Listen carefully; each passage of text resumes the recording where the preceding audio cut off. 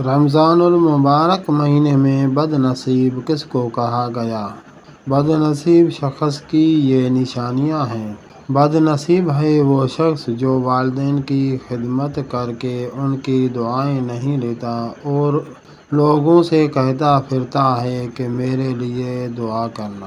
بد نصیب ہے وہ شخص جو فجر کے وقت سویا رہتا ہے اور لوگوں سے تنگی رزق کی شکوہ کرتا رہتا ہے۔ بد نصیب ہے وہ شخص جو نماز عشاء نہیں پڑھتا اور دعاؤں میں سکون کی نیند تلاش کرتا ہے۔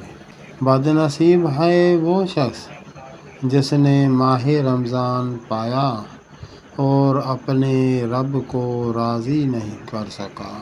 یہ بد نصیب انسان کی نشانیاں تھیں۔ اللہ تبارک و تعالی ہم سب کو ایسی علامتوں سے بچائے، آمین۔ تو بولو بھائی، کون سا خرچہ ہو رہا ہے؟ اور حضور نبی کریم صلی اللہ علیہ وآلہ وسلم نے ایک اور موقع پر بھی ارشاد فرمایا، جس نے میری ایک حدیث سنی اور دوسروں تک پہنچائی، قیامت کے روز اس کے لیے میری شفاعت واجب ہوگی۔ سبحان اللہ۔ تو بسم اللہ کرو، ابھی سے شیئر کرو، قیامت کے دن شفاعت کے حقدار بنو انشاءاللہ۔